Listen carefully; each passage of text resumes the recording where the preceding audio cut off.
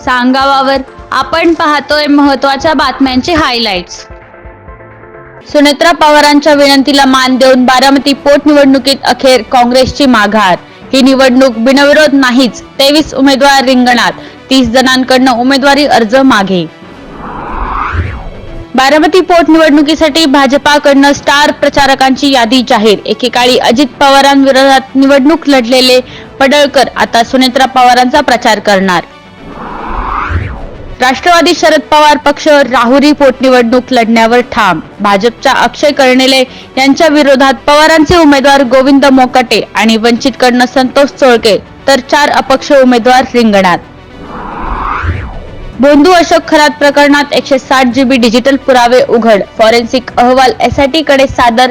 एकूण 4 डिजिटल उपकरणांची तपासणी पूर्ण। प्रत्येक पुराव्याला ABC असा कोडवर्ड। एकनाथ शिंदेंनी ठाकरे सेनेच्या 8 खासदारांची कथित बैठक झाल्याच्या वृत्ताने खळबळ। शिंदे सेनेत सहभागी होण्याच्या प्रस्तावावर सही केल्याचा दावा। लाडकी बहीण योजनेवरून हायकोर्टाने राज्य सरकारला फटकारला। शिक्षके तर कर्मचाऱ्यांना निवृत्ती वेतन देण्यास पैसे नसतील तर लाडकी बहीण योजना बंद करा, कोर्टाचे ताशेरे। मुंबई महापालिकेत 800 कोटींच्या निधी वाटपावरून खळबळ। सत्ताधारी नगरसेवकांवर कोट्यवधी रुपयांचा वर्षाव तर विरोधकांना केवळ 20 ते 25 लाख रुपयांचा निधी। अशोक खरातची पत्नी कल्पना खरातच्या जामीन अर्जावर आज सुनावणी। शिर्डी जमीन गैरव्यवहार प्रकरणात ती आरोपी। जामीन मिळणार की फेटाळला जाणार याकडे लक्ष।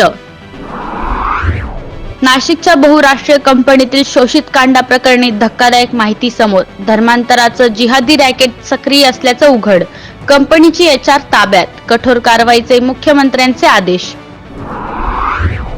शस्त्रसंधीनंतर इराण आणि अमेरिकेमध्ये आजपासून इस्लामाबादमध्ये चर्चा, पण मुख्य चर्चा उद्या होणार।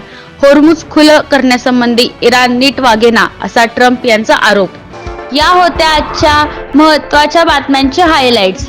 अशा विविध घडामोडी जाणून घेण्यासाठी सबस्क्राइब करा सांगावा, पाहत रहा सांगावा।